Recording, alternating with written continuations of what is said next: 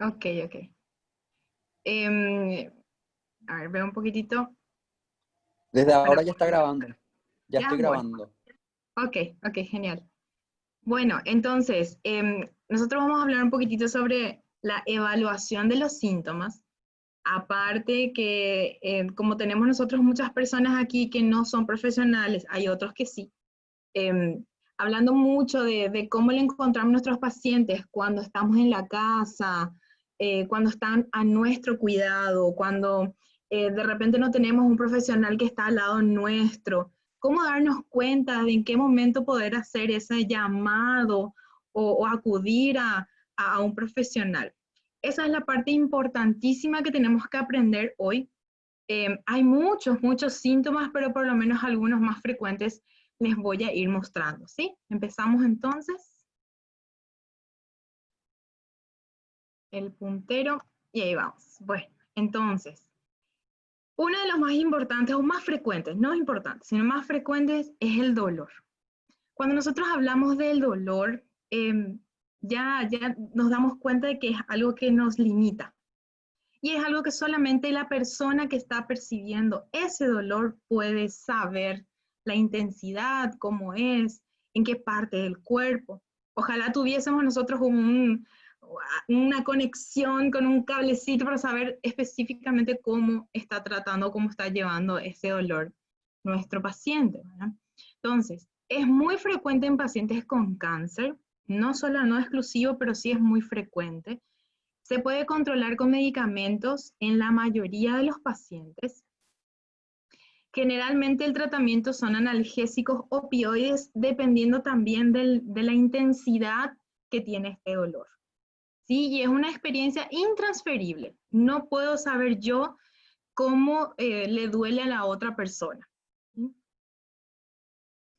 Hay factores que pueden condicionar este dolor, que aparte de la parte física, de lo biológico, de los cambios que pueden generar este dolor, también está la angustia, miedos, aislamiento, pérdida del trabajo, que es la parte económica o social inclusive, ¿verdad? En cambios en el rol social, sostén económico del hogar, cuando ya, por ejemplo, ya no es la persona, toda la vida fue esta persona la que llevó, la que ayudó económicamente a la familia y ahora ya no, por la enfermedad que está pasando, ¿verdad? Dejar, el hecho de dejar de hacer cosas que le daban sentido a la vida, por ejemplo, pasear o correr, correr carreras, en fin, tantos ejemplos que podrían hacer, algo un poco más sencillo, pero que realmente le da muchas ganas a nuestras mamás y abuelas, ¿verdad? Barrer, por ejemplo, ¿verdad? El hecho de no poder barrer, no poder cocinar, no poder bañarse solo, en fin, eso también genera un aumento del dolor. ¿Cómo nosotros vamos a evaluar esta escala eh, cuando aparece el dolor? Yo tengo, es una forma de generar una conexión con el paciente y la familia y también con el profesional, ¿verdad? Entonces, ¿qué es lo que hacemos nosotros? Les mostramos esta escala que está aquí, que se llama escala del dolor, que tiene unos numeritos, ¿sí? Del 0 al 10. El 0 es cuando no hay dolor, no se presenta dolor. Y el 10 es el máximo dolor, el que ya no te deja ni siquiera poder abrir los ojos de tanto dolor que tiene. Entonces, esto inclusive lo podemos hacer todos los días. La propia familia le puede ir preguntando y puede ir anotando en un cuadernito que se abre. Eso para poder saber primero cuando aparece el dolor y también para ir controlando cómo va haciendo efecto la medicación que le hacemos al paciente. ¿Sí? Generalmente, cuando mi paciente me indica que tiene un dolor intenso, insoportable, doctora, 10 de 10, allí muy frecuentemente va a haber algo más que solamente lo físico. Allí puede haber algo emocional, algo espiritual, que justamente es lo que dice, puede estar representando su angustia, temores, preocupación, incertidumbre. porque es mucho más fácil expresar como dolor físico que en palabras muchas veces. Y eso tiene mucho que ver también con la contención emocional. Tenemos también que hay alguna información, ¿verdad? Cuando los demás componentes escritos tienen una contribución muy importante sobre el componente físico, se suele identificar como dolor total. Y eso justamente es lo que estábamos hablando, que no solamente se refiere al dolor físico, sino también hay otras cosas que van a influir en ese dolor, cuando es muy intenso inclusive. Entonces, ¿qué es lo que nosotros tenemos que saber para poder evaluar ese dolor? ¿Dónde está localizado? Si eso es algo, si lo percibe como algo superficial o es algo realmente profundo en su estructura, en su cuerpo. Si está solamente en una parte del cuerpo o en varias partes. ¿Cuándo empezó? Si fue en un hecho puntual, por ejemplo, al levantarse de la cama o al acostarse. Si es algo como que le pincha, si es algo que le quema, si es algo que le aprieta, como que le ahoga, puede ser también. ¿Cómo comienza o cuándo aparece? Un ejemplo, aparece cuando se queda solo, ¿sí? Entonces ahí también tenemos que tener en cuenta que no va a ser solamente un componente físico. Se alivia con compañía, cuando se distrae o directamente ya con la medicación se alivia y listo, ¿verdad? Eso también tenemos que saber. Por eso es que tanto nos van a escuchar que todas las veces que ustedes digan, me duele algo, vamos a preguntarle todito esto para poder tener más información y poder ayudarles a nuestros pacientes lo más certero posible.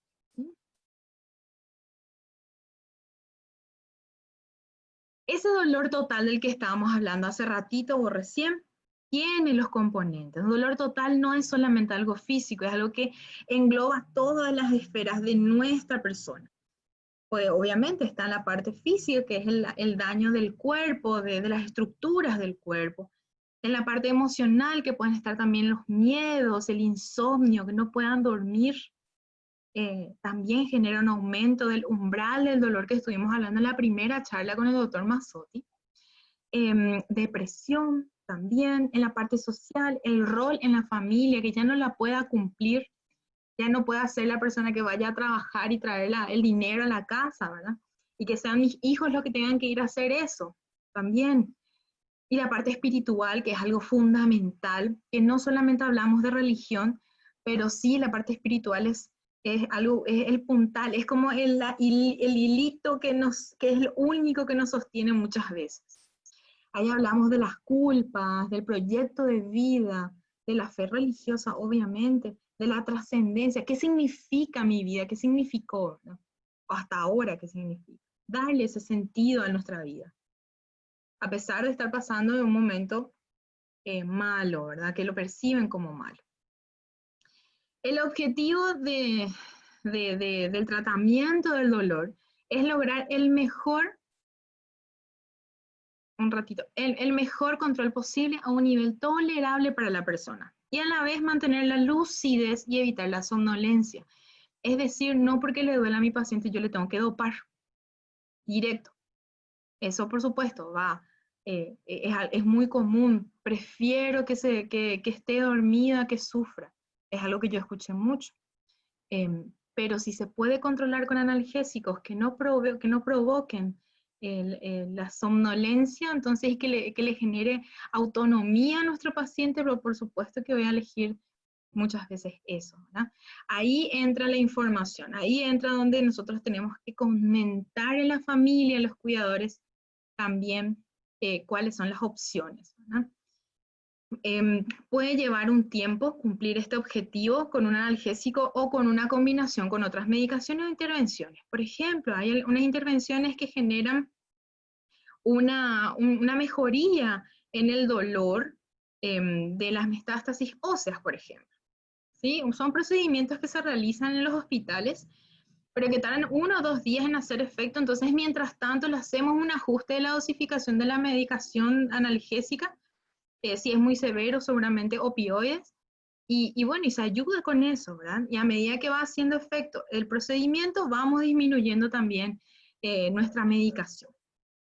En el uso de analgésicos tenemos los que son opioides, que serían la familia de la morfina, y los no opioides, que son los que son utilizados más para los dolores leves. Por ejemplo, paracetamol, ketoprofeno, diclofenac, ibuprofeno, etc. Aspirinita también, ¿sí? Entonces, esos generalmente son de venta libre y los pacientes ya lo han consumido varias veces durante su vida. Los opioides se usan cuando estos medicamentos, cuando este dolor ya es moderado a severo. Eso es la indicación eso es lo que nos dice que tenemos que usar un analgésico más potente, la intensidad del dolor, ¿sí? Vemos también que nosotros tenemos, los profesionales, estamos acostumbrados a mirar un poquito esta escalera analgésica se llama, y que depende de qué tan intenso sea nuestro dolor para poder elegir el analgésico más adecuado. Pero lo que aquí yo quiero que saquen, aparte de los tipos de analgésicos y demás, es que no puede estar ausente esa atención de la familia, el soporte emocional. Así como vemos nosotros que en cada escalón de esta escalera tenemos los medicamentos que van a ayudarnos a controlar ese dolor. Pero sin el barandal aquí que nos ayude a poder subir esta escalera y controlar el dolor, que es nuestra finalidad, no vamos a poder hacer gran cosa. Vamos a quedarnos cortos, ¿sí? Entonces, la atención de la familia, el soporte emocional de ese paciente y la familia también, y la correcta comunicación entre los profesionales, la familia, el paciente, entre el paciente y la familia, muchas veces es un obstáculo. Siempre se trata el dolor. No tenemos que caer en ese error de decir, no, se está haciendo nomás, se está haciendo nomás fulanito. Si tu paciente dice o tu familiar dice que le duele, es porque le duele, ¿sí? Acuérdense, hay otros componentes que no es solamente el dolor físico. Los opioides, que son la morfina, muchas cosas de repente solemos escuchar sobre la morfina. Claro que hay otros, por ejemplo, la codeína, está el tramadol, ¿sí? Está la morfina justamente, hay otros medicamentos que se llama oxicodona, fentanilo, mentadona, algunos que hay en Paraguay y otros que no. El que más utilizamos nosotros en cuidados paliativos para los dolores severos, moderados y severos inclusive, es la morfina, y que hay muchos mitos sobre ella, ¿verdad? Justamente vamos a hablar con el doctor Humberto sobre esto para poder aclarar cada vez más y recibir más información para poder tener lo correcto a nuestro alcance, ¿sí? Entonces, estos opioides, estos medicamentos son seguros para el dolor, por cáncer específicamente, no específicamente, pero sí más comúnmente utilizado. Se usa de forma personalizada. No es la misma dosificación para todos los pacientes, ¿sí? La morfina, por ejemplo, no tiene un techo hasta dónde llegar, un máximo de la dosis no tiene, pero tampoco se puede dar una dosis grande de golpe. Se tiene que ir haciendo la dosificación, ajustando de a poquito, se va aumentando, ¿sí? Eso no va a haber ningún problema en cuanto a que es segura esa medicación. Al fin y al cabo es una medicación, ¿verdad? La dosificación es según el dolor que tiene el paciente, ¿sí? Es el dolor del paciente el que me va a decir si yo tengo que ir aumentando o tengo que ir bajando. Y el control de los signos clínicos de alarma también, ¿ah? Otra de los síntomas que tenemos que es muy, muy común y que también nosotros tenemos ahora en este contexto de la pandemia, es la sensación de falta de aire. Nosotros lo conocemos en medicina como disnea, pero comúnmente ese UQA, ¿verdad? Hace rato estábamos viendo con la doctora Eliane también. Entonces, ¿qué es eso? ¿Qué significa? Nosotros tenemos acá los pulmoncitos o los pulmones en realidad que todos nosotros tenemos.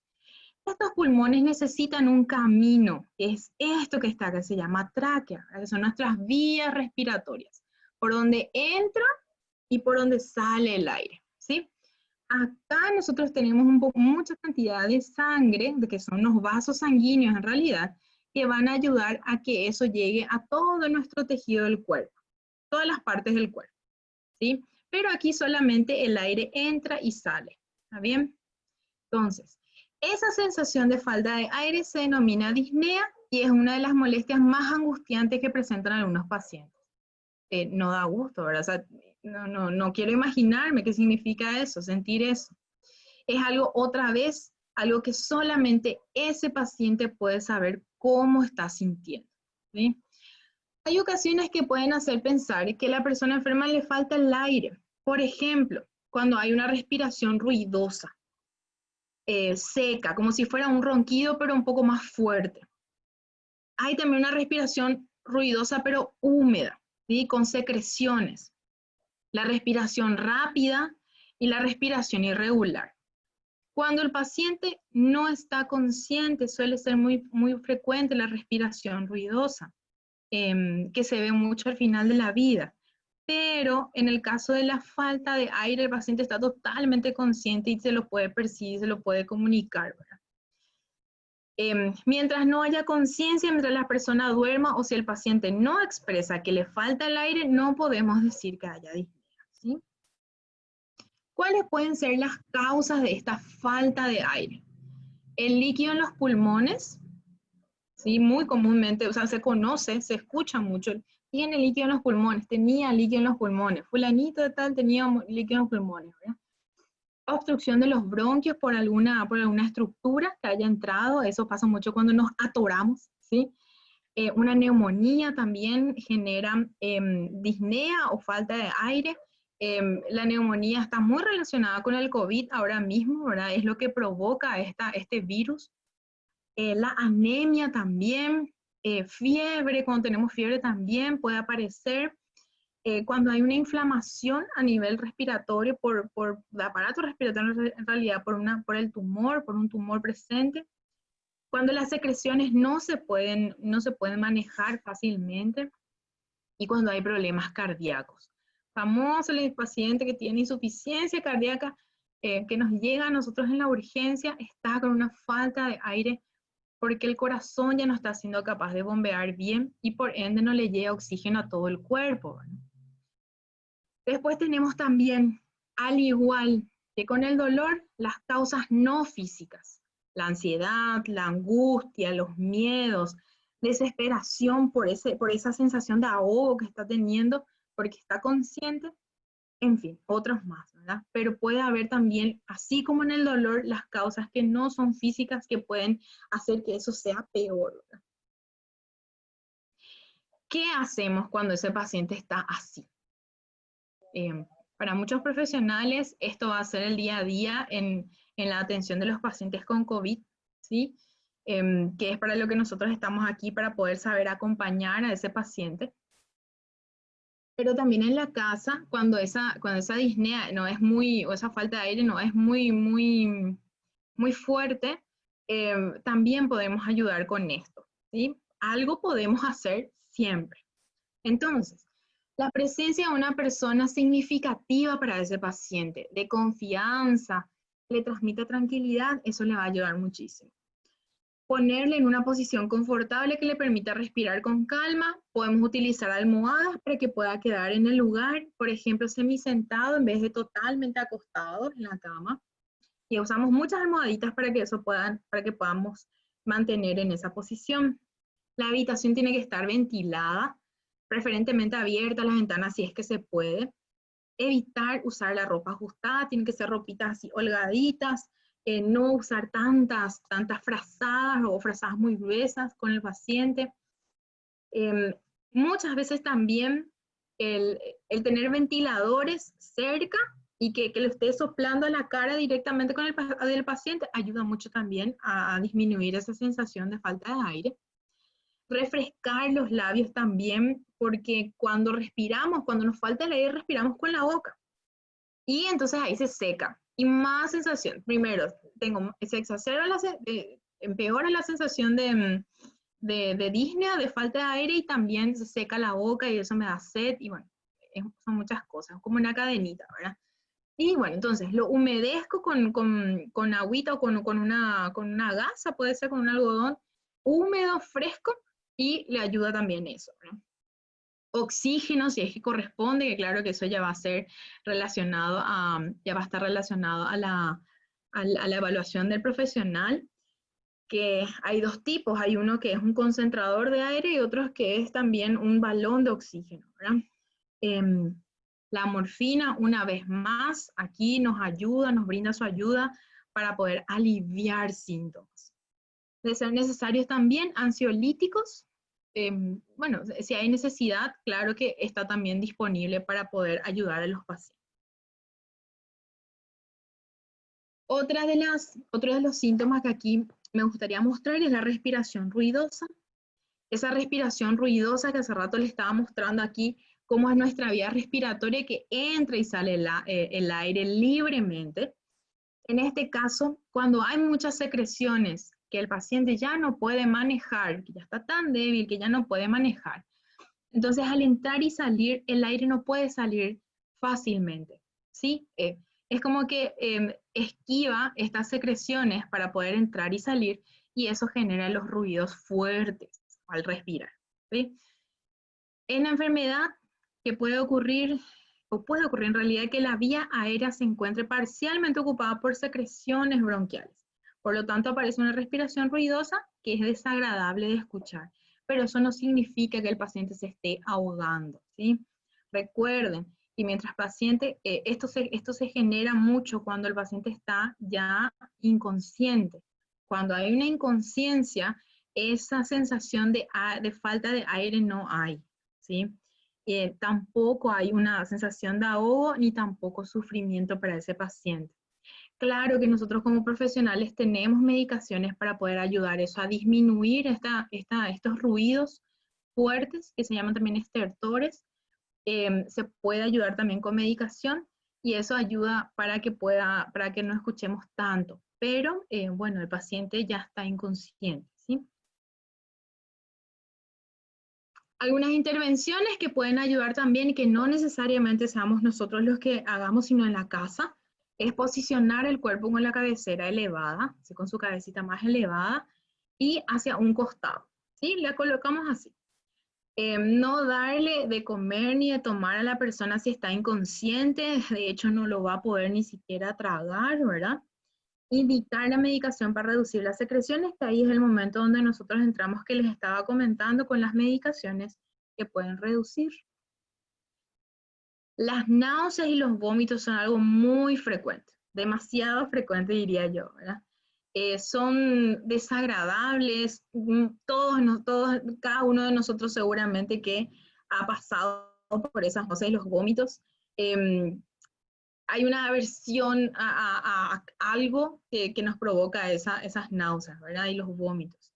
Al igual que los vómitos pueden impedir que la persona pueda comer o ingerir medicamentos por la boca, y eso es lo que generalmente a nosotros nos lleva a usar otras vías de administración, ¿sí? Pueden aparecer durante o después de tratamientos oncológicos. Hay medicaciones que se utilizan para poder paliar esos síntomas. Pueden estar provocados también por algunos medicamentos como efectos secundarios, por eso ya se dan a la par del inicio de ese medicamento, ya se da los antieméticos que corresponden para poder evitar luego que aparezcan esas náuseas o disminuir lo máximo, ¿verdad? Es el caso de la morfina. Así como todos los otros medicamentos tienen sus efectos secundarios, claro que la morfina también los tiene, pero son tratables, ¿sí?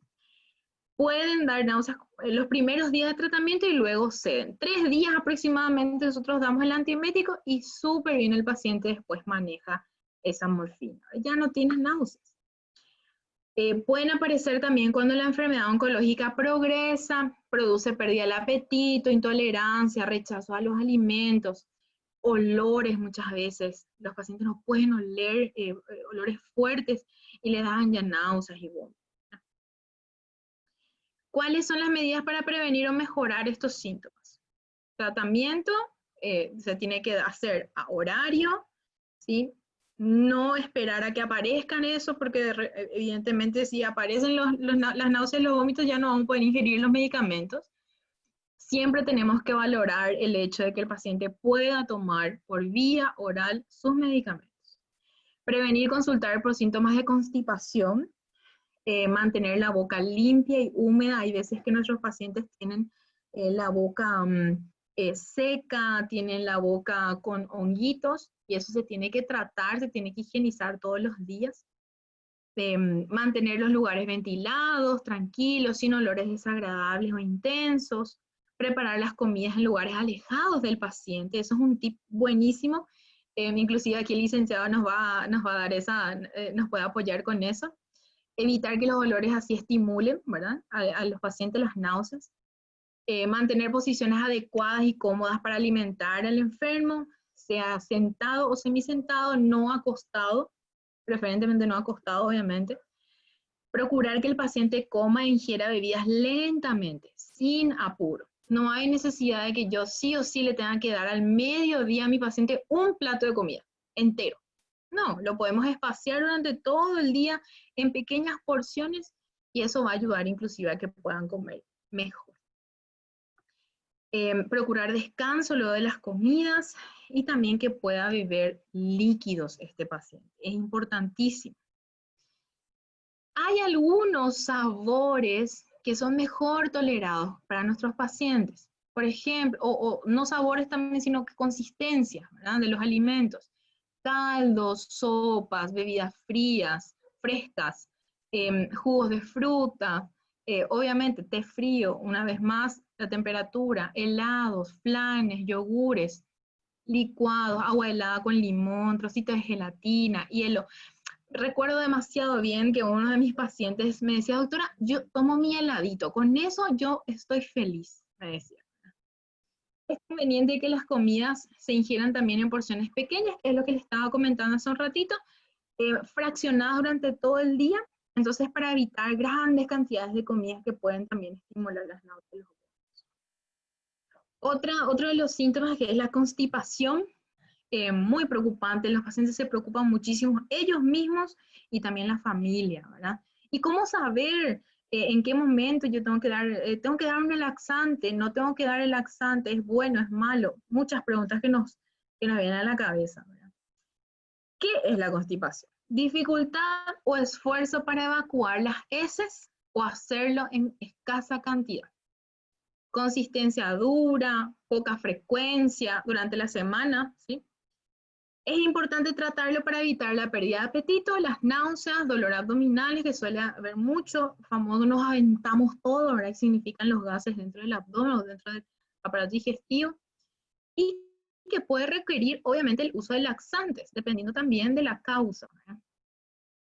Puede deberse a la escasa hidratación o dificultad para beber los líquidos de los pacientes que ya no estén pudiendo tomar líquidos, efectos secundarios de algunos medicamentos, como por ejemplo también los opioides, reposo prolongado del paciente, que no se esté movilizando este paciente, y también de algún efecto del tumor que esté impidiendo que pueda eliminar las heces de mi cuerpo, o metástasis abdominales, por ejemplo, también, ¿no? Suele ser causa de constipación. Cuando nosotros hablamos de constipación o estreñimiento, eso es lo que más nosotros conocemos, sí le conocemos. Informar lo antes posible a tu médico, al licenciado, a quien esté contigo, si hay una presencia escasa o menor frecuencia de deposiciones en la semana, ¿sí? Si antes estaba el paciente todos los días se estaba yendo de cuerpo y ahora ya no se va de cuerpo, se va de cuerpo una sola vez a la semana. Eso hay que llamar la atención y eso hay que comunicar, ¿sí? Tomar líquidos de 1 a 1.5 litros por día. Recordemos que nuestros pacientes no tienen la misma actividad que antes, entonces no se le exige tampoco tanta cantidad de agua en el día, es suficiente con 1 a 1.5 litros. Mantener las evacuaciones periódicas, que pueden ser diarias, muchos también súper bien mantienen sus evacuaciones, o entre 1 o 2 días, ¿sí? Entonces, posterior a eso ya tendremos que avisar inclusive, ¿verdad? En el caso del uso de laxantes, muchas veces me he encontrado con el temor a esos laxantes. Por ejemplo, una de las dudas que me preguntaron directamente era si le iba a dar mucha diarrea. Entonces, bueno, ahí hablamos otra vez de para qué hacemos la intervención con laxantes. Muchas veces inclusive no necesitamos cambiar el tipo de laxante o ayudar con otro tipo de laxante, ¿verdad? Porque hay muchos tipos dependiendo también de qué es lo que quiera lograr en este paciente, ¿sí? Entonces, generalmente se hace súper bien, manejan súper bien cuando hay constipación o estreñimiento. Los pacientes que reciben los laxantes toleran bastante bien eso y van muy bien de cuerpo, ¿sí? Se puede hacer algo bien. Existe presencia también de coágulos de sangre o materia fecal, eso es importante, importantísimo consultar, ¿sí? De color negro si es que es la materia fecal, tiene un olor súper fuerte, ¿sí? Si es que pasa más de 3 días sin que el paciente pueda evacuar, y si es que aún no recibe tratamientos con laxantes en ese caso. Si es que pasan más de 2 días, pero sí tienen tratamiento con laxante. Si es que hay presencia de constipación y náuseas o vómitos, dolor, distensión o hinchazón abdominal. Hay muchas veces que los pacientes inclusive tienen líquido dentro del abdomen y que eso complica un poquito la constipación, ¿sí? El estreñimiento. Y también consultar si es que hay pérdida permanente de materia fecal líquida o semilíquida, ¿verdad? No es como una diarrea que va por momentos, sino esto es permanente, ¿verdad? Eso es importante saber.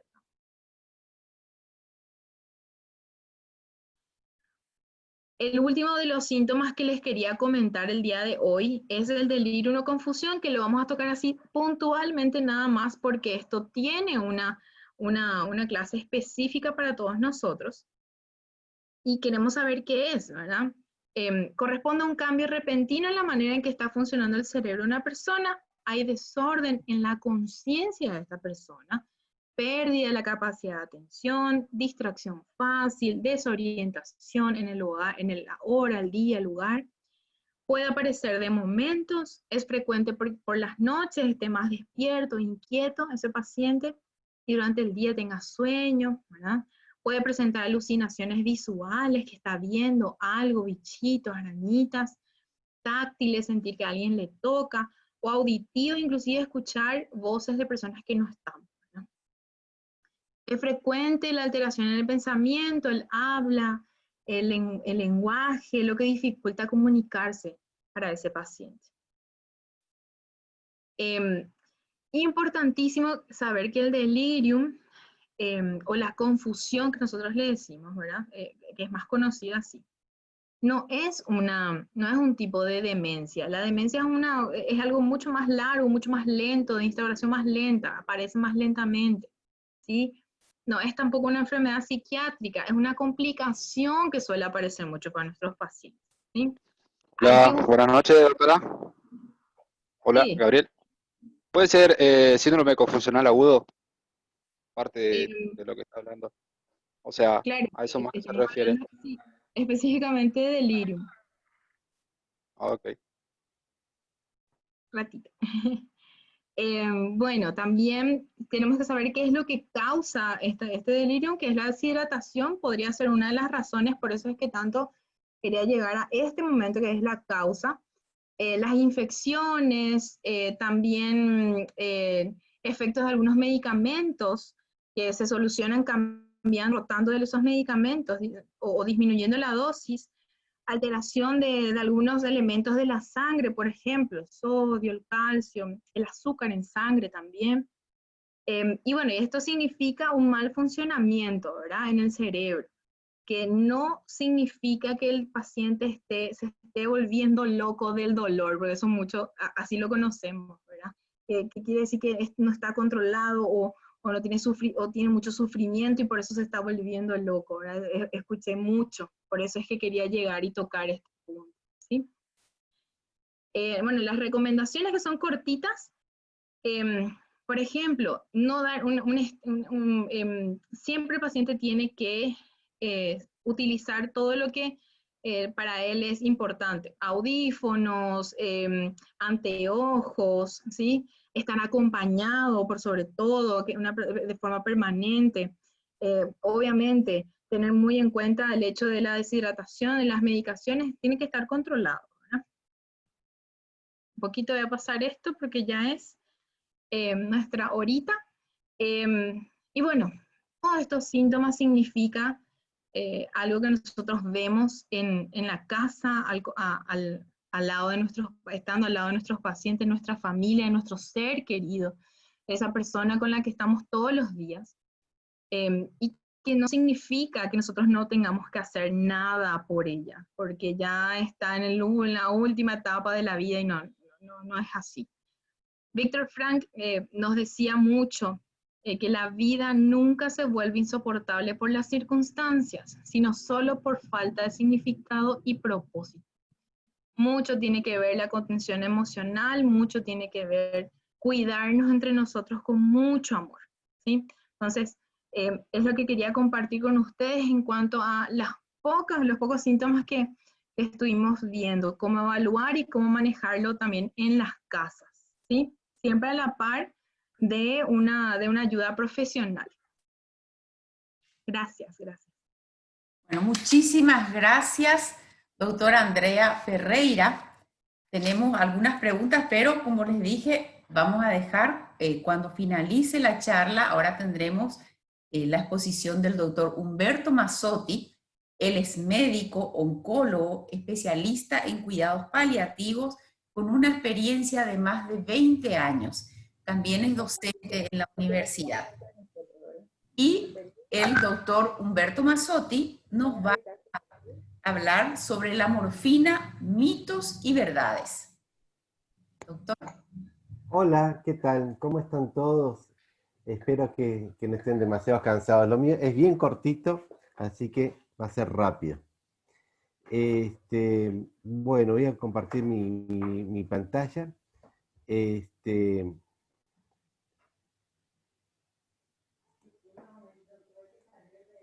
Y ahí se ve, me avisan si se ve ya o todavía. Todavía doctor. A ver. Ahí. Sí. Bueno, vamos, empezamos pusimos la última diapositiva que es el final, así que vamos a empezar por el principio. Bueno, muy bien. La charla está preparada para personas que no necesariamente son profesionales de la salud. Así que, bueno, si hay preguntas al final, y si se quiere profundizar, hay otras instancias para profundizar para los profesionales de la salud.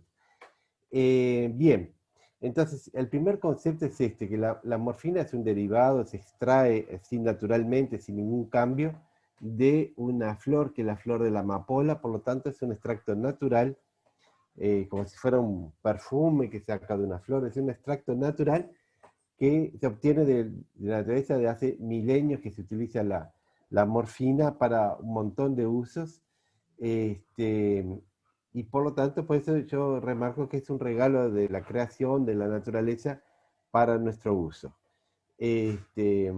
Muchas veces algunos pacientes preguntan por medicación natural, qué sé yo. Bueno, este es un medicamento natural, se extrae de esta flor.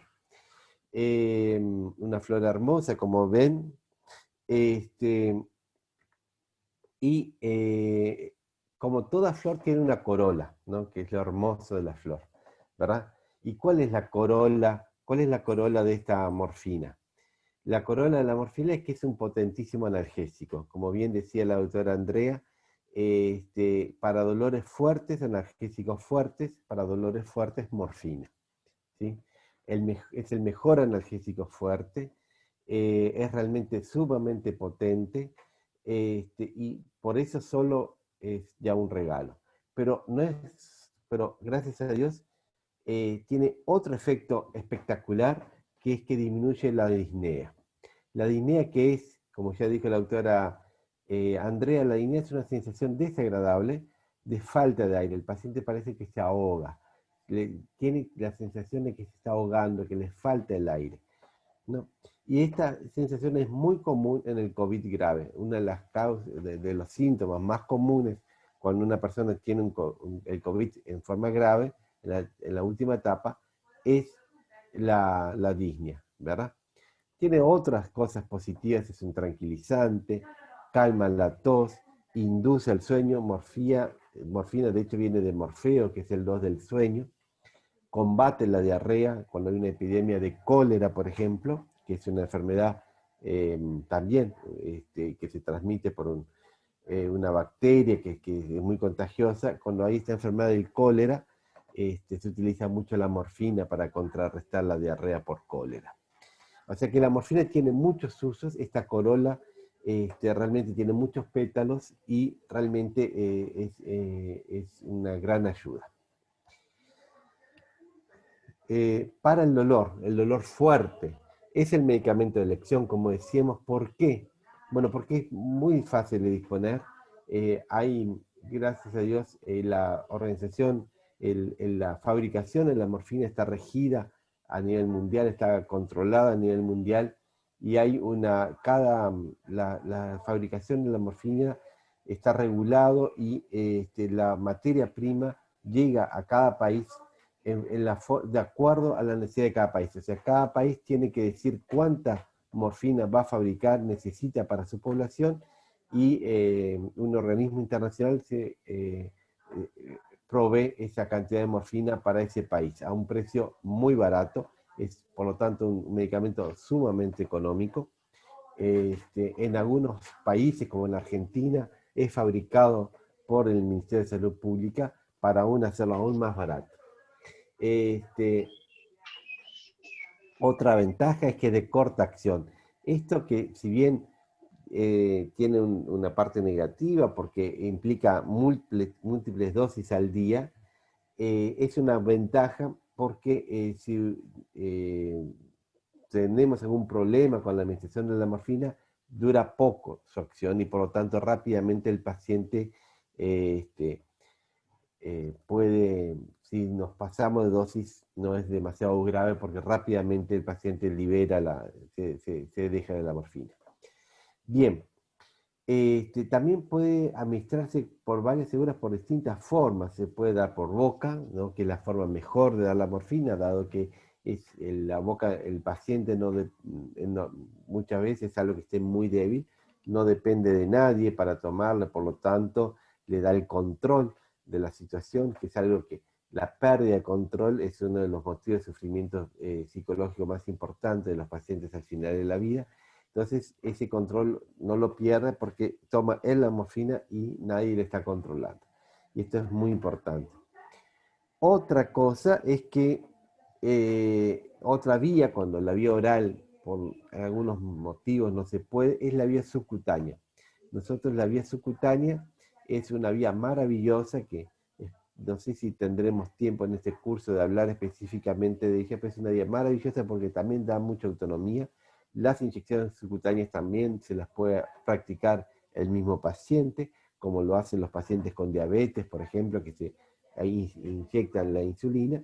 Del mismo modo, los pacientes con dolor que necesitan morfina se pueden autoinyectar la morfina. Y si no lo pudiera hacer, cualquier familiar lo puede hacer de forma muy fácil. A veces se coloca lo que llamamos una vía subcutánea, que es un pequeño dispositivo debajo de la piel que no molesta, no duele, y que puede permanecer con seguridad en ese lugar por al menos una semana. Y ese dispositivo, que es muy barato y muy fácil de poner, evita las repetidas inyecciones, que por más que se utilice agujas pequeñitas como la aguja de insulina, causan siempre una pequeñísima molestia. Otra vía de uso que nosotros no recomendamos es la intravenosa. No recomendamos, a lo largo de esta pequeña charla van a ir viendo por qué no la recomendamos.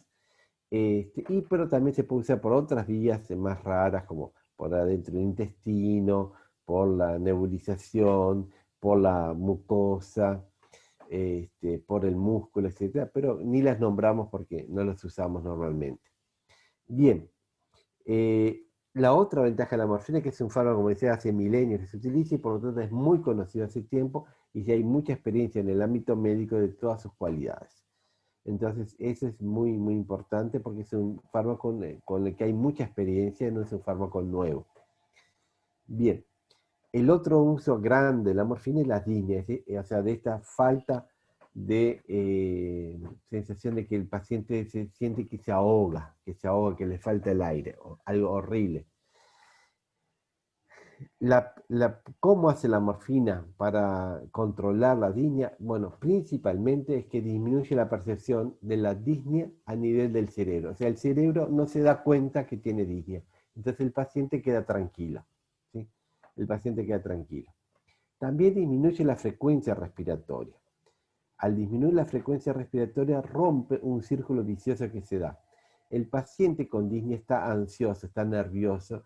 Esos nervios, esa ansiedad aumentan la frecuencia respiratoria que a su vez provoca más disnea y aumenta la ansiedad por lo tanto. Entonces, ese círculo vicioso se rompe con la morfina.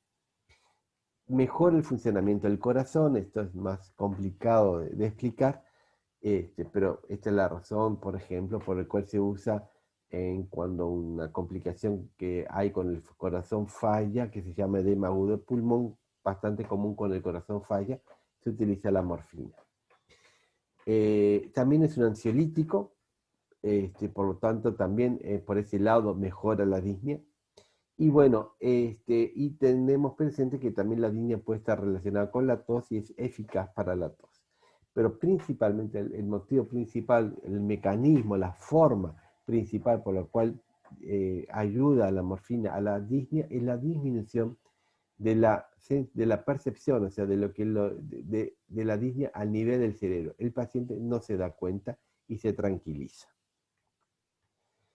Pero la morfina, como toda flor, no solo tiene una corola, también tiene espinas. Es decir, hay cositas que molestan, hay espinas que pueden molestar y que si no tenemos cuidado pueden molestar bastante, y entonces tenemos que saber que existen para prevenirlas y tratarlas.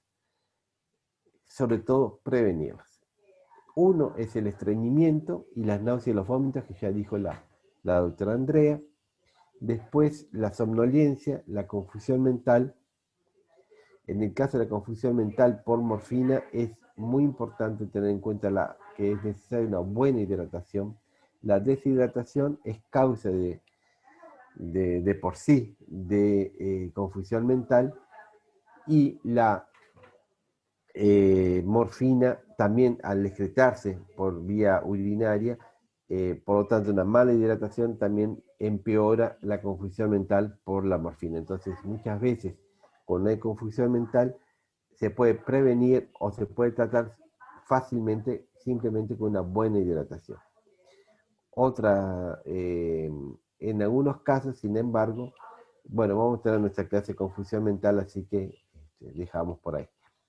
La boca seca, esa sensación de que la boca está seca es una sensación muy desagradable al final de la vida y esto puede mejorar chupando hielo, comiendo caramelos o chicles, mascando chicles que estimulen la saliva, con helado palito, limpiando la boca con un algodoncito, una gasita, haciendo buches bucales con algo que sea refrescante, etc. O sea, son todas formas para mejorar esta sensación de sequedad bucal y por supuesto manteniendo una buena hidratación. Hay muchos otros de menor importancia por la frecuencia y porque no, o son frecuentes pero no tienen importancia concreta para el paciente. Y hay uno que nombro que es la hipotensión. ¿Por qué la nombro? Porque no existe. O sea, la hipotensión se puede dar un poquito, sobre todo la hipotensión al pararse, el paciente se llama técnicamente hipotensión ortoestática. A veces puede disminuir un poquito la presión, pero no es un problema. Lamentablemente muchos médicos creen que es un problema y limitan el uso de la morfina con la hipotensión, lo cual es un error importante porque no es así. Bien, una de las espinas más grandes de la morfina, de los inconvenientes más grandes de la morfina, es el estreñimiento.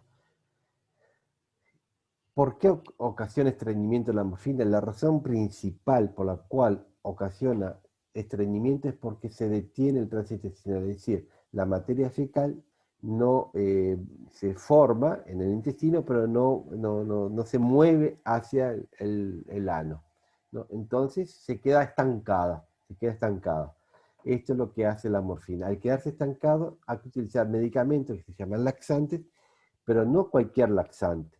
Son laxantes que hacen mover el intestino. Un laxante muy común de esto es el picosulfato de sodio, otro es el bisocadilo, otros son los derivados de la cena, pero lo importante, eso lo sabe el médico, lo importante es que no cualquier laxante sirve, que son laxantes especialmente que mueven el intestino, que hacen mover el intestino y por lo tanto que hacen que la materia fecal se mueva de donde se va formando hasta el recto y el ano. ¿Sí?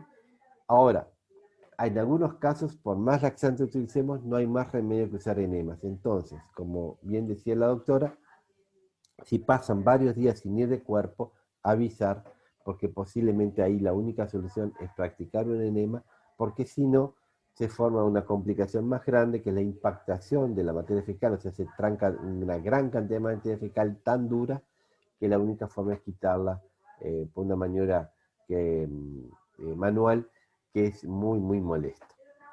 Bien, pero la persona que tiene estreñimiento al final de la vida, no es solamente por el uso de la morfina, hay otras causas y muchas veces hacen de que sea más difícil todavía el tratamiento. Una es la deshidratación. Al deshidratar la materia es más dura y le cuesta más defecar.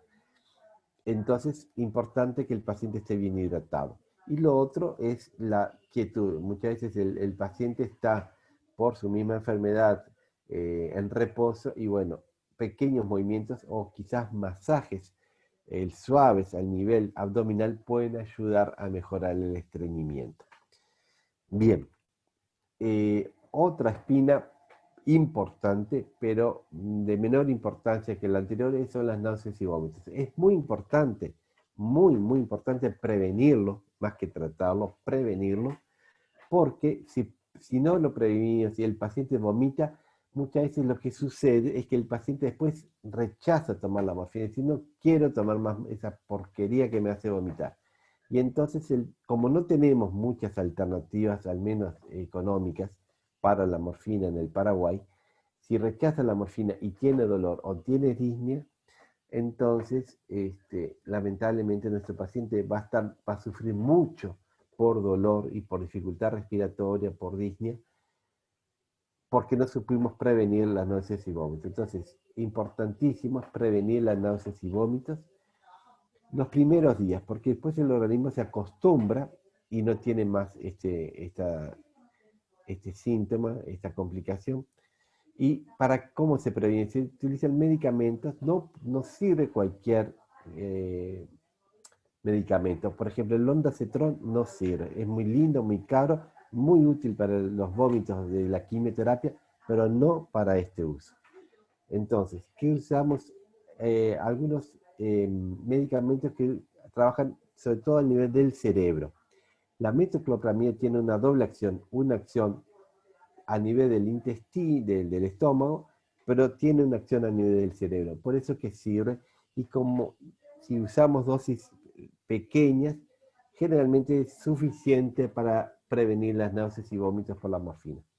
Pero, en realidad, los que más son de uso más importante y más seguro para prevenir las náuseas y vómitos por morfina son algunos medicamentos como el haloperidol y la olanzapina, que se utilizan muchas veces para el tratamiento de algunas enfermedades mentales, pero que son potentísimos controladores de las náuseas y vómitos que están provocados por la morfina. Entonces, en estos pacientes hay que prevenir los primeros 3 días, hay que dar un antiemético, generalmente damos metoclopramida, pero también y más fuertes y más específicos para esto serían el haloperidol y la olanzapina.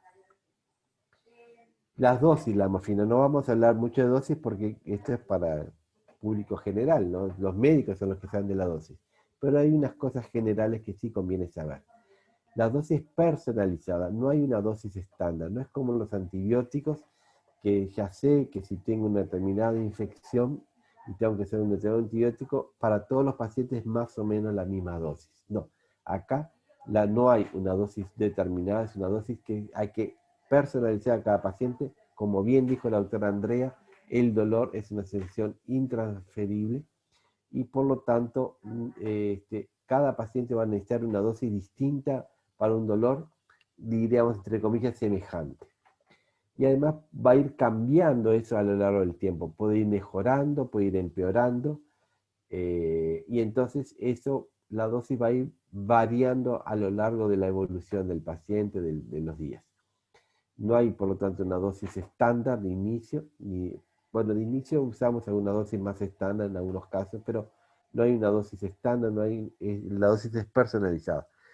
Y sobre todo, lo importante es que a diferencia del tramadol, por ejemplo, no hay una dosis máxima. Es decir, no hay una dosis techo, se dice en el sentido que si yo tengo dolor, le doy morfina, y si tengo más dolor, le doy más morfina, y cuando voy aumentando la dosis de la morfina, más efecto voy teniendo. No hay un límite. En cambio, tramadol, yo sé que si aumento, al inicio puedo aumentar hasta 400 miligramos vía oral, y dosis más altas de 400 miligramos no dan resultado, no mejoran, y es al cohete dar dosis más altas. Dando dosis más altas, lo único que se logra es aumentar la parte tóxica del medicamento, pero no el beneficio, no la parte buena del medicamento. ¿Sí? Entonces, la morfina no es así, la morfina no tiene dosis máxima, y siempre da resultado. La morfina se hace por la vía de la forma más fácil y segura, que repetimos, la vía oral y la subcutánea, y como el dolor del paciente o la disnea del paciente la causa el COVID, el cáncer, la causa de este dolor, de esta disnea, no la estoy tratando porque ya no la puedo tratar, ya no tiene solución, entonces es constante. Entonces la dosis de la molestia de dolor y disnea no hay que esperar a que aparezcan para tratarla, hay que anticiparse a la aparición con dosis establecidas en horarios fijos y no darlas cuando aparecen. Si la damos cuando aparecen, hay dos problemas. El principal es que el paciente va a tener dolor o va a tener disnea parte del día, porque hasta que haga efecto va a tener dolor. Y después, ese mismo dolor crea una especie de memoria del paciente y se va haciendo cada vez más difícil el tratamiento. Entonces, dosis de morfina se hacen a intervalos fijos, y además de esa forma prevenimos los efectos colaterales, como decíamos, la confusión mental, como decíamos, la frecuencia respiratoria, por ejemplo, la náuseas y vómitos. Se genera acostumbramiento. Ese acostumbramiento se genera si doy la morfina a horarios fijos. Bien. Algunos mitos o ideas que a veces tienen erradas. Uno, ya dijimos, la hipotensión. No hay hipotensión en forma importante. O sea, a veces puede haber una pequeña hipotensión ortoestática, que es cuando el paciente se levanta y que simplemente hacerlo despacito. Bueno, una es el suicidio. Y bueno, se ha visto en grandes estudios que en pacientes con cáncer en fase terminal no hay mayor suicidio que otras personas que no tienen cáncer en fase terminal, por lo tanto el uso de la morfina no implica mayor suicidio. El que se robe, esto es un problema, ahora ha empezado a haber este problema en Estados Unidos, pero ahí el problema es más que nada un tema de mal uso que se ha dado en la morfina por profesionales que no estaban capacitados, etc. Pero sí, es algo que hay que prestar atención, pero que generalmente no suele ser un problema, aunque tenemos que hacer las cosas bien hechas y evitar las posibilidades de robo. La euforia en general no es tal, sino más bien el paciente está contento porque finalmente está calmado. Más que euforia, se trata de bienestar. La adicción, la tolerancia y la depresión respiratoria la vamos a ver a continuación. La adicción, ¿qué es la adicción? Es un estado psíquico y a veces físico que resulta de la interacción de un organismo vivo a un fármaco, caracterizado por acciones de la conducta del paciente, que incluye siempre una pulsión, o sea, una necesidad terrible de ingerir un fármaco de manera continua y periódica para experimentar el efecto psíquico y o evitar el sufrimiento causado por su ausencia. La adicción, que la definimos así, en pacientes con dolor, con enfermos, no existe o es mínima. Si la morfina se da adecuadamente, en la dosis adecuada, por la vía adecuada, es decir, por la vía oral o la vía subcutánea, en dosis, en forma adecuada, a un paciente que realmente la necesita, como que tiene dolor o tiene disnea, entonces en esos casos es muy excepcional la adicción. Está más relacionado con los picos altos de morfina. Las personas que sufren adicción a la morfina no son personas enfermas, no son personas enfermas físicamente, no tienen cáncer, son personas que están desde el punto de vista físico bien, pero que por un problema psíquico necesitan morfina y se la inyectan por vía venosa, y en esos casos sí, puede haber una adicción importante, incluso muerte por sobredosis de morfina, pero no así en nuestros pacientes, no es así en nuestros pacientes. Bien, la tolerancia es otra cosa que es que con el tiempo deja de hacer efecto, así como deja de dar náuseas y vómitos, deja de hacer efecto. Pero como dijimos, esto es muy lento. Para algunos efectos, la tolerancia se hace lentamente, como por ejemplo para el dolor, para el dolor o para la constipación, que decíamos al inicio, el estreñimiento. Y para otros más rápido, como las náuseas y vómitos, o como veremos para la depresión respiratoria. Pero esto no es un problema en realidad porque la morfina no tiene dosis techo, por lo tanto, si se llegara a aparecer con el correr del tiempo, simplemente se aumenta la dosis. La depresión respiratoria, que es el otro gran temor, y por lo cual no los pacientes, sino las personas que se inyectan para uso recreacional, entre comillas, mueren, es por depresión respiratoria, pero esto no sucede en nuestros pacientes. ¿Por qué? Primero porque se genera relativamente rápida tolerancia. Si el paciente está con dolor, el dolor contrarresta el efecto de la morfina a nivel del centro respiratorio, o sea, del cerebro. Está relacionado con picos de morfina endovenosas a dosis altas y no escalonadas, que no es como lo usamos nosotros. Y por lo tanto, en pacientes crónicos es rara la insuficiencia respiratoria grave por morfina. Además, si la damos en un medio hospitalario o en domicilio, pues si estamos atentos, tiene siempre antídoto específico. Y es la morfina que usamos nosotros es de breve duración, por lo cual rápidamente podemos deshacernos de este fármaco. Y en realidad mejora la disnea. Por lo tanto, también personas que sufren problemas respiratorios podemos y debemos dar morfina.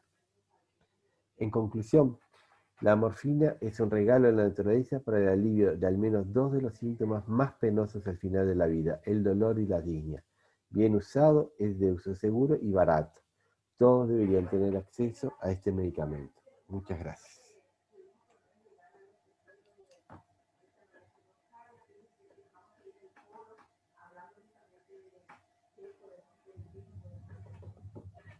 Muchísimas gracias, doctor Humberto.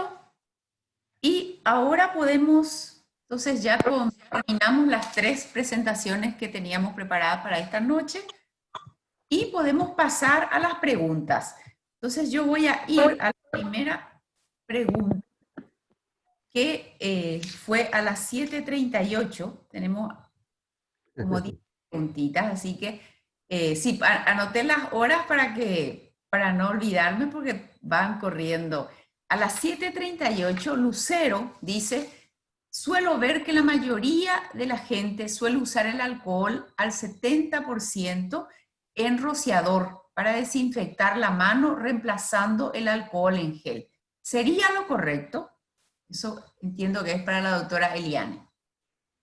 Sí, gracias doctora Marta y a la persona que realizó la pregunta. Súper interesante.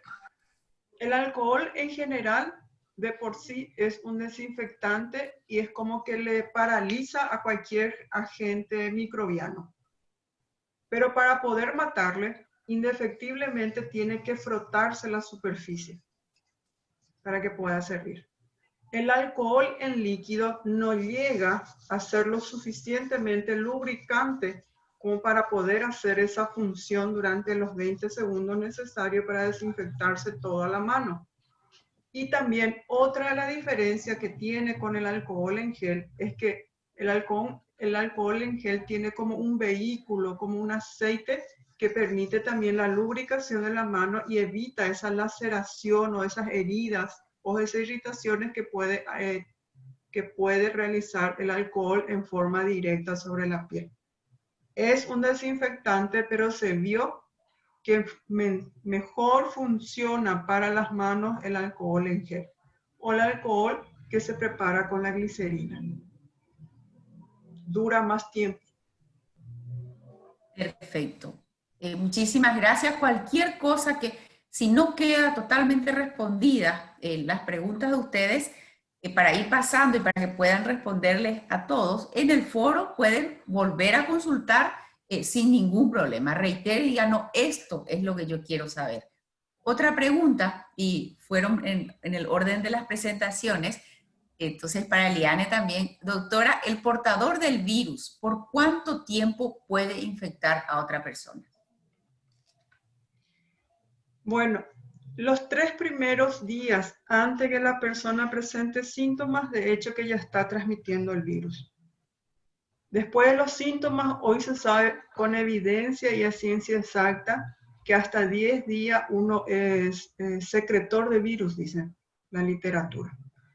Entonces, lo prudente que hasta ahora el Ministerio de Salud Pública tiene como un rango de seguridad los 14 días que te dan como el aislamiento o la cuarentena en la casa, ante la aparición de síntomas o ante el contacto estrecho o directo con una persona que es portadora del virus.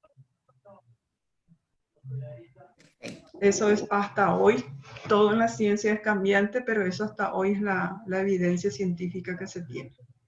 Claro, con este virus que cada día nos entendemos, Sí. y bueno, estamos aprendiendo. Estamos aprendiendo todos, realmente. De Fátima dice: el uso de tapabocas de tela o TNT, ¿es tan seguro como el quirúrgico o N95? Bueno, de hecho que tenemos que saber que los tapabocas que se hacen de tela de algodón para que tengan cierto grado de protección que alcanza más o menos entre el 35 y el 40% de protección, si es que ambas personas que interactúan con cierta distancia social recomendada, que es de 2 metros, tiene eso, 40% de protección. Los tapabocas quirúrgicos y las mascarillas N95 tienen otro rango de protección, por eso son los que se usan en ambientes hospitalarios y en los ambientes donde circula mayor cantidad de virus, porque se supone que son áreas de mayor riesgo. Y a mayor riesgo, mayor protección. Entonces, la lógica, ¿qué me dice? Por ejemplo, si yo estoy trabajando en una oficina donde se trabaja por cuadrilla y se respeta las normativas del distanciamiento social, que son los 2 metros de un escritorio, no hago turismo interno dentro de esa empresa, respeto mi área de trabajo, llevo mi cubierto, no como alimentos en presencia de otras personas, mi riesgo se reduce a un riesgo mínimo. Por lo tanto, mi protección también tiene que ser ese nivel y con un tapaboca, usado en forma correcta, higienizado en caso que sea reutilizable, sí cumple la función de protección. Entonces, por eso es que dice muchas veces el refrán, el hábito hace al monje. El hábito de no tocarse permanentemente, pasando y bajando, o no, ay, no puedo respirar, me gana la angustia, la desesperación y me saco un rato en presencia de otras personas. Por más que yo estoy usando el tapaboca en forma intermitente, igual me estoy exponiendo y no cumple la función. Y otra de las modas que veo, porque son modas, digo yo también, es que de repente hoy los varones se dejan crecer la barba. No sé cuál es la razón. Entonces se crea como una barrera física entre la barba, la piel y el tapabocas. Y no funciona correctamente. Entonces, la función del tapaboca es cubrir la zona por donde me va a entrar el virus. Y yo no le tengo que dar la posibilidad a este bendito virus de que tenga permeabilidad, que tenga posibilidad de pasar por ningún agujerito hacia mi nariz, mi boca, y usando un protector ocular hacia mi ojo. De lo contrario, no sirve. No sirve. Como se dice normalmente en Paraguay, el virus no es virus. Va a encontrar el camino si yo me hago del virus. Así nomás yo puedo explicar. Entonces, tenemos que saber por qué y para qué es las cosas. Perfecto. Y otra de las cosas importantes, el virus no se multiplica afuera en la superficie. Está nomás ahí. Necesita mi cuerpo, mi célula, mi sangre, mi oxígeno para multiplicarse. Y sabiendo que es un enemigo que me pueda matar, ¿por qué yo le voy a dar la oportunidad que me invada? No. Al máximo voy a buscar protegerme con los medios que tengo a mi alcance. Y estuve leyendo y estuve preguntando en comunidades indígenas qué hacen para desinfectar sus casas. Y me dicen que usan lejía. Y estaba preguntando en el Hospital Nacional de Itagua cuántos compatriotas de esos pueblos aborígenes vinieron a internarse por COVID. Casi nadie. 3 personas están reportadas, pero son personas urbanizadas, me dijeron, o sea que ya conviven con el hombre blanco. El resto no hay reporte oficial de que tuvieron internación. Y usan lejía, gente. Están usando lejía. Entonces, aprendámonos. Muchísimas gracias. La siguiente pregunta para la doctora Lina. Me preguntan cómo se deben cuidar las personas cuando tienen un familiar COVID positivo y no tienen muchas comodidades en la casa. Un solo baño, 2 piezas y no tienen dónde ir. ¿Qué hacen? Y bueno, es familia. Primero saber que es un miembro de la familia, que es un ser querido en que hoy está en riesgo. No vamos a precisar exactamente hace cuántos días exactamente se infectó. Podemos presumir, pero a ciencia exacta no vamos a saber. Y de hecho que todas las personas que conviven en ese núcleo familiar ya están en riesgo de también contagiarse o tener la infección. Por lo tanto, lo que tenemos que hacer es cuidarle al máximo a esa persona en que se coma bien sus alimentos, que tome buena cantidad de líquido y limpiar y usar todos los miembros de la familia en tapabocas. Seguro que esa casa va a ser una casa que tiene puertas y ventanas. Otra de las herramientas es mantener la casa ventilada permanentemente, de día, de noche. Y somos tan bendecidos que el sol del Paraguay es un sol muy caliente que también tiene sus beneficios a la hora de esterilizar ambientes, por decirlo así. Y utilizar esas herramientas naturales para disminuir al máximo el riesgo de contagio en toda la familia. Una de las cosas que son útiles también es que cada uno tenga su propio cubierto y esa misma persona se haga responsable de lavar su cubierto, de higienizar su cubierto, de desinfectar y colocar en un lugar que sea de él. Cuando se usa el baño, tiene mucho impacto que la persona que ingresa desinfecte y la persona que salga también desinfecte. Una de las costumbres que tenemos los paraguayos y sobre todo los varones es no apuntar directamente en el inodoro, orina por todo el baño. Entonces, este es el momento de saber que tiene que usarse correctamente también el inodoro. Y si hubo algún accidente, tengo que ser responsable de limpiar y desinfectar y secar. Si voy a orinar. Y si voy a hacer número 2 también. Entonces, esa responsabilidad que tiene que salir de la responsabilidad del amor, porque si yo le amo a mi hermano, le amo a mi mamá, le amo a mi papá, y conozco mi limitante en cuanto a lo físico de la familia, voy a ayudar doble y triplemente para que otra persona de mi entorno no se infecte. Y voy a hacer todo lo posible para poder mantener un ambiente seguro, desinfectando permanentemente el área. No sé si satisface la pregunta, pero creo que eso es lo correcto. Seguiremos en el foro. Hay una pregunta de Noemí, creo que para la doctora Andrea. Doctora, ¿qué es tener líquido en el pulmón? Bueno, sí, es algo un poquitito difícil de entender cuando no estudiamos tanto tiempo, ¿verdad? Pero sí, es importante aclarar eso. Cuando nosotros hablamos de líquidos en los pulmones relacionados a la dificultad para respirar, es porque está ocupando un espacio que no debería de estar ahí. Ese líquido no debería de estar ahí, ¿sí?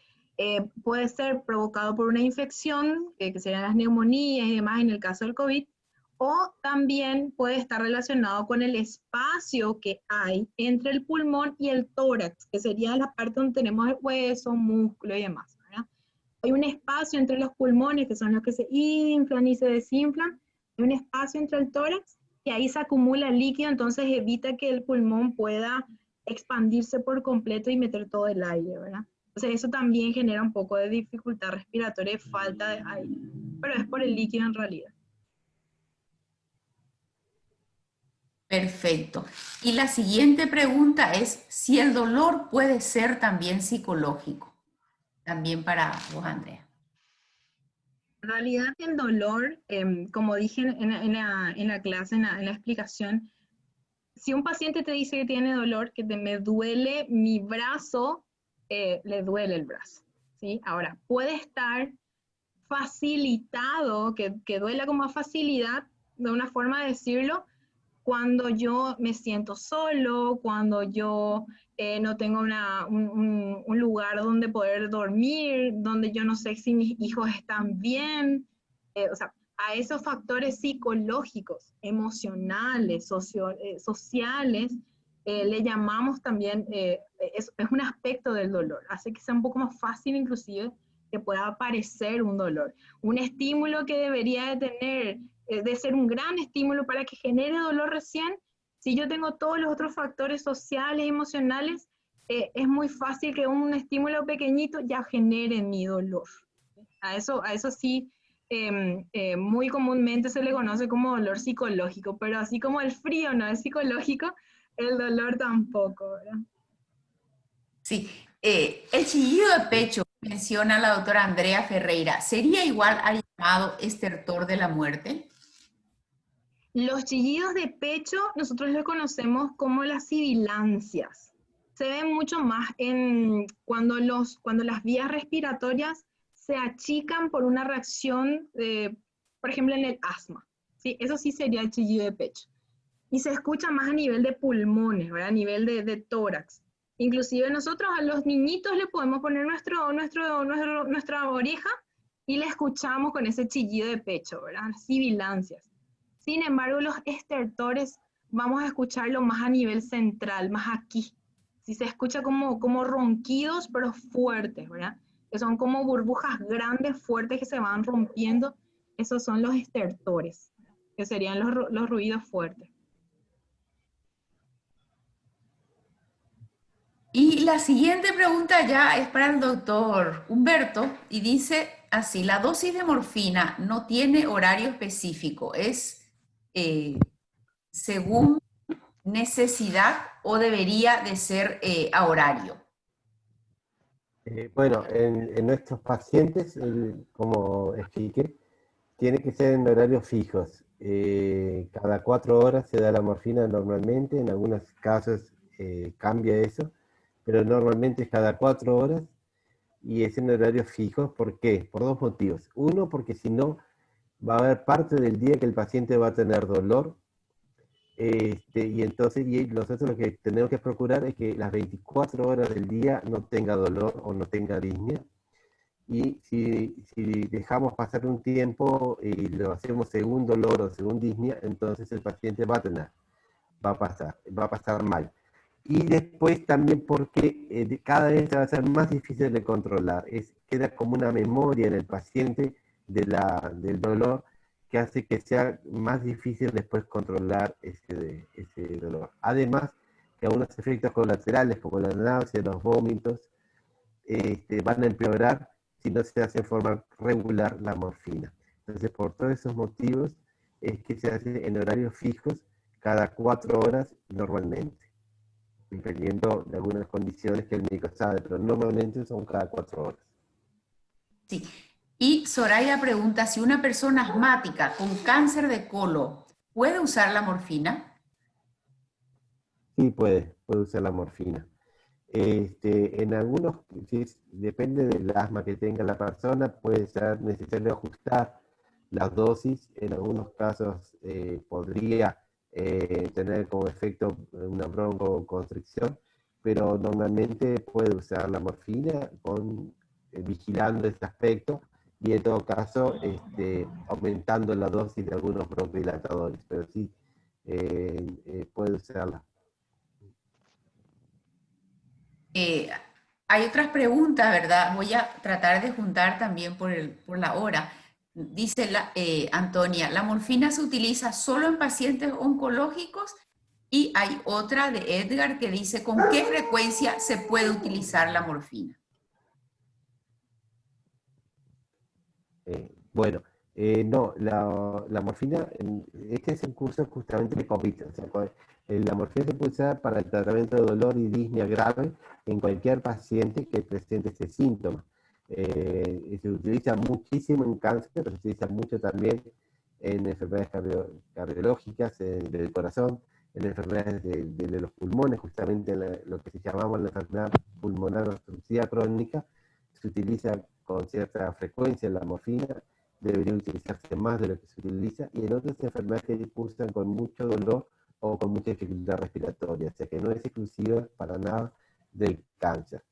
Y la segunda es la morfina, como repetimos, se utiliza normalmente, salvo algunas condiciones clínicas, normalmente se utiliza cada 4 horas la morfina. Bueno, muchísimas gracias y vamos a cerrar con la última pregunta que tenemos y volvemos otra vez a la doctora Eliane. Y dice, si tenemos un paciente COVID positivo en la casa, la persona que le cuida más de cerca, ¿tiene que usar esas ropas especiales? No necesariamente. Esas ropas especiales están indicadas única y exclusivamente para ámbitos estrictamente establecidos, que son los ámbitos hospitalarios y algunos extrahospitalarios para traslados de pacientes o desinfecciones de áreas críticas. Hay una razón lógica por lo que no se puede usar esas ropas de astronauta, vamos a llamarle asilo ya, el famoso mameluco o overón, ¿verdad? Primero, ponerse no es el problema. El ponerse correctamente probablemente podamos hacer todos.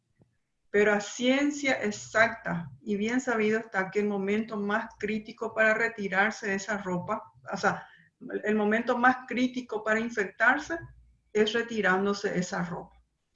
Tal así que en los países más avanzados y donde estudiaron y cultivan cuánto de virus queda en esa ropa, ellos demostraron que la mayoría del personal de blanco infectado,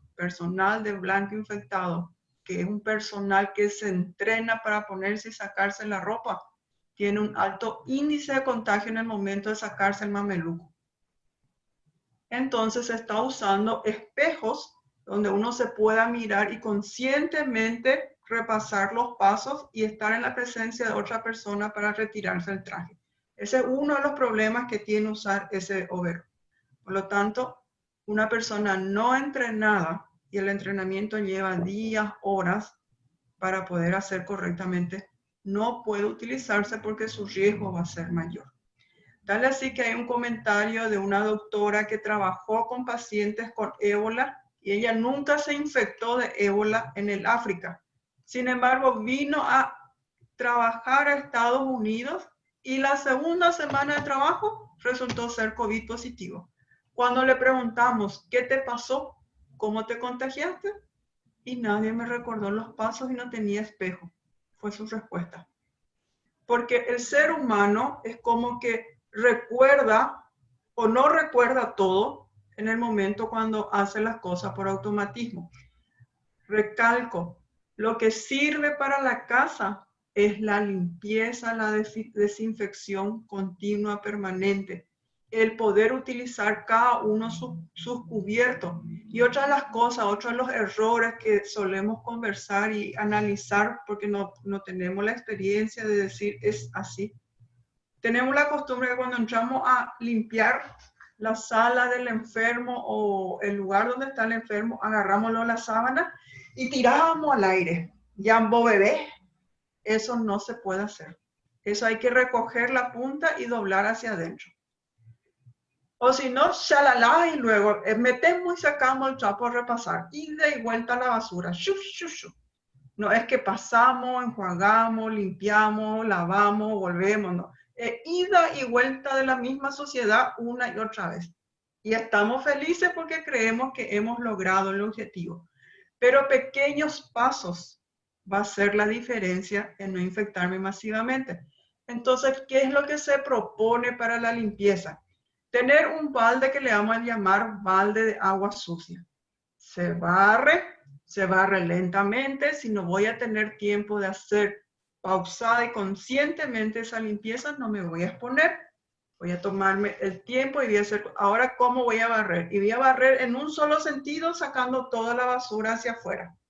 Voy a recoger, voy a poner en una bolsa.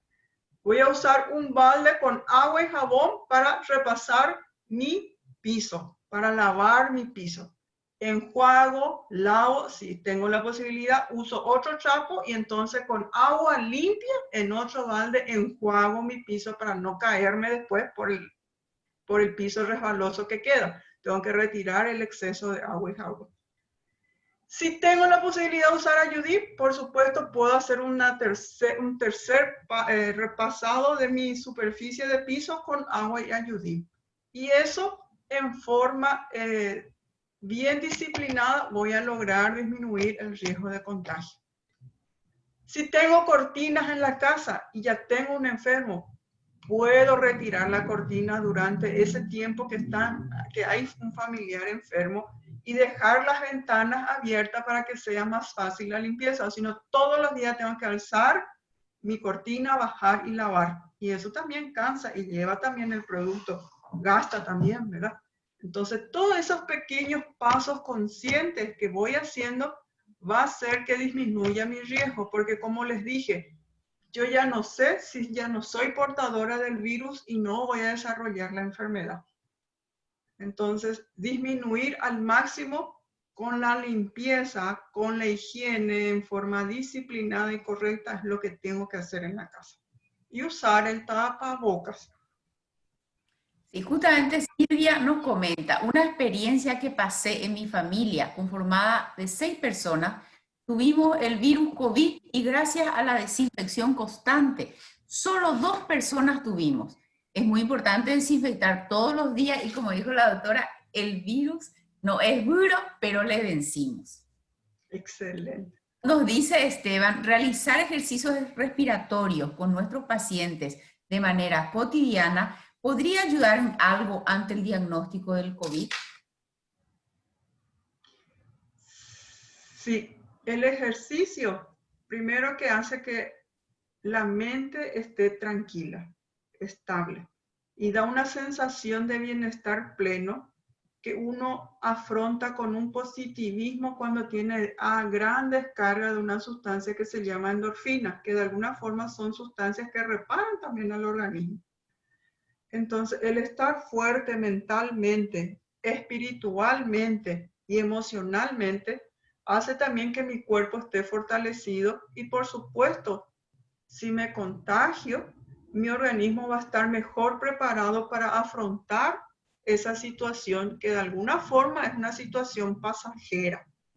Una situación donde yo siempre digo, hay que mirar con fe, pero a esa fe hay que ayudarle con disciplina. Y parte de la disciplina de vida es hacer los ejercicios, y entre ellos está el ejercicio respiratorio.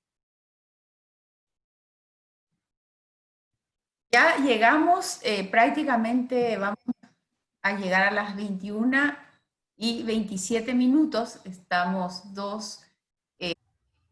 un poquito más tarde, que nos retrasamos, reiteramos las disculpas. Y bueno, nos estamos encontrando de vuelta. Fíjense en el cronograma, entonces la próxima fecha de reunión, el grupo de comunidad se reúne aparte del grupo de profesionales, a no ser que haya una indicación diferente, pero por ahora, no estoy recordando bien el programa, la siguiente reunión va a ser de vuelta, ¿verdad?, por separado. Después tenemos otras reuniones en las cuales nos volvemos a juntar. Muchísimas gracias, doctora Eliane, doctora Andrea, doctor Humberto.